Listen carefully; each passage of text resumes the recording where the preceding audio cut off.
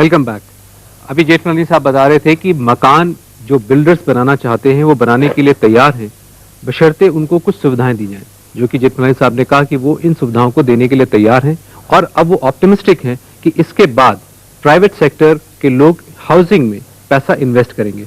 मैं मुतमर साहब से पूछता हूँ, आपको लगता है कि किसी प्रकार का बिल्डर, प्रॉपर्टी डीलर, गवर्नमेंट, इन सब के बीच में कोई एक नेक्सस है जिसकी वजह से एक आर्टिफिशियल प्राइसिंग क्रिएट करी गई है और उसकी वजह से लोग मकान नहीं अफोर्ड कर पाते हैं? और इससे पहले कि आप इसका जवाब दें, मैं आपको ये भी चाहूंगा कि हमारे पास आंकड़ा है जो नेक्सस के बारे में है, उसको आप देखें और फिर आप रिस्पॉन्ड करें।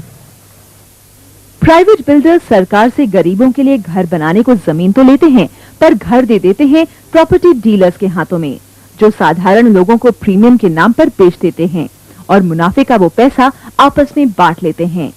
इन दोनों की मिलीभगत से इन घरों के दाम बढ़ जाते हैं और इनका उपयोग निवेश में किया जाता है। फलस्वरूप ये घर खाली पड़े रहते हैं। दिल्ली में कुल घर 2,36,523 मिलियन, उपयोग में आने वाले घर मात्र 1,93,453 मिलियन। साथ ही खाली पड़े मकानों की संख्या 43,070 मिलियन है। उदाहरण के तौर पर अगर हम देखें तो अंसल्स ने कुल 7,552 यूनिट्स बनाए, जिसमें 3,597 यूनिट्स लोगों के बीच बांट दिए गए। वहीं 2,920 यूनिट्स का निर्माण कार्य चल रहा है और 1,035 यूनिट्स अभी खाली पड़े हैं। आपने देखा कि ये जिस प्रकार का एक नेक्सस भी इसमें ऑपरेट कर रहा है, उससे ऐसा लगता है कि आर्टिफिशियल प्राइसिंग देके मकान को खाली रखना लोग ज्यादा उचित समझते हैं, बजाय कि उसका आवंटन करें या लोग खरीदें। नहीं, मैं इसीलिए कह रहा था कि जो एक नेशनल पॉलिसी बने तो वो इस मुद्दे को भी देख सकती है।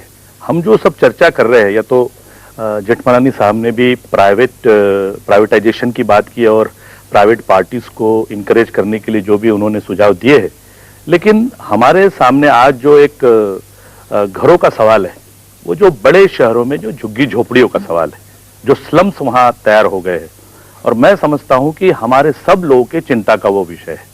लेकिन जो मैं आपसे बुनियादी मुद्दा उठाया कि 40,000 मकान पूना में हैं जो लॉक पड़े हुए हैं, लोग उसमें नहीं रहते। आप जो बता रहे हैं मकान खाली रहने का कारण जो बड़े बड़े शहरों में है, particularly which are in the posh areas, they are mainly because of investment, because people in those houses they think housing as a form of investment, for them whether the house is occupied or not occupied doesn't matter at all. Jethmalani sir, आपको नहीं लगता कि जिस प्रकार से rental values बढ़ रही हैं वो लो हाउसिंग फाइनेंस में कन्वर्ट करके उनके मकान दिए जा सके?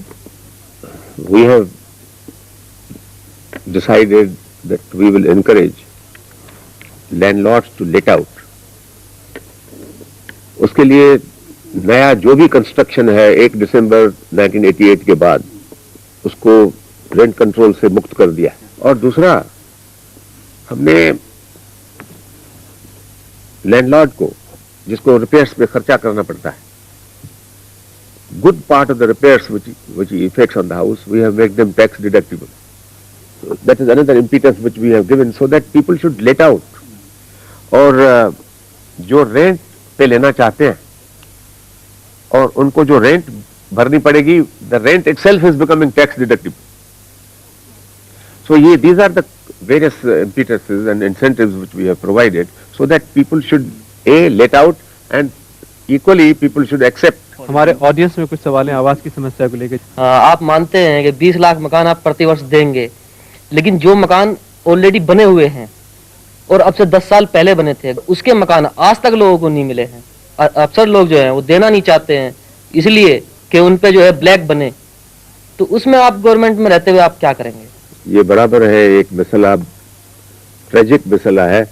उम्मीद करता हूं कि इसी बरस के खत्म होने से पहले सब मकानों में जाके इंसान बैठेंगे, बिजली होगी, पानी होगा और सूएज डिस्पोजल होगा। इनके लिए लेजिस्लेशन की कोई आवश्यकता नहीं है। इनके लिए you require an honest man to sit and implement the law. जैसे बंगाल में तो ये इस किस्म का प्रॉब्लम नहीं है। एक बेसिकली पॉलिटिकल विल का जरूरत है एडमिनिस्ट्रेशन के साथ कि लोग मतलब ईमानदारी से जो लोगों से पैसा लिया गया वो दे दिया जाए। बासु साहब, कम्युनिज्म को नहीं मानते हुए भी कम्युनिस्ट की इतनी इज्जत करता हूं। क्यों करता हूं? क्योंकि वो ईमानदार है। इसका मतलब ये हुआ कि हमारी सिंसियरिटी और ऑनेस्टी, जहां तक हाउसिंग एक प्रॉब्लम है या समस्या है, इसमें हमारे जो पॉलिटिकल मास्टर्स हैं जो स्टेट में बैठे हुए हैं और जो उनके एडमिनिस्ट्रेटर्स हैं वो इसको प्रोलॉन्ग करना चाहते हैं। It is not good to think about the past, अभी भविष्य का सोचे और भविष्य को सुधारने का कोशिश करें। जेठमलानी जी, मैं ये कह रही हूँ जिनकी थोड़ी सी तनख्वाह है, सरकारी नौकरी है और 4th क्लास या 3rd क्लास में है और उनके खाने के लिए इतनी महंगाई में उनका गुजारा बड़ी मुश्किल होता है, तो उनको ये जो फ्लैट्स वगैरह दिए गए हैं, जब वो रिटायरमेंट हो जाते हैं फ्लैट उनसे लिया जाता है तो उनको किराए पे फिर जाना पड़ता है और उनका मकान नहीं बन सकता। ऐसी वजह क्यों? जी, ये गरीबों के साथ जो धोखेबाजी हुई है देश में उसका मैं विस्तार नहीं करना चाहता हूं, मगर जब तक ये ईमानदार राजनीतिक नहीं होंगे और कॉम्पिटेंट मैनेजमेंट नहीं होगी, और दूसरा ये जनता का भी एक जिम्मेवारी है कि ये जो हमारी पॉपुलेशन आदमशुमारी जो बढ़ रही है तेजी के साथ, उनको कुछ कंट्रोल करना, तब तक नहीं करोगे तो देश बर्बाद हो जाएगा। विनोद पॉल साहब, आप कम से कम सरकार मत गिराइएगा ताकि हमारे जेठमलानी साहब लगातार हाउसिंग मिनिस्टर बने रहें और कम से कम 5 साल बाद कुछ मकान तो बन जाएं। और ये शायद रिक्वेस्ट हमारी आपसे भी होगी और जनता की तरफ से कि आप 5 साल तक कम से उनको मंत्री बनाए रखें और अगर आपकी सरकार बने तो आप उन्हीं को मंत्री बनाइए। खैर, एक बड़ी समस्या जो जेठमलानी साहब आपने भी उठाई और आपने भी उठाई और हमारे एक्सपर्ट भी उठा रहे हैं, ये जो लैंड की अवेलेबिलिटी है, क्योंकि लैंड अवेलेबल नहीं है इसलिए उसकी प्राइस ज्यादा है, इसीलिए शायद मकान भी महंगे हैं। लेकिन इस पर लेकिन ये लैंड कहाँ से आएगी, हम इस पर चर्चा जारी रखेंगे एक छोटे से ब्रेक के बाद।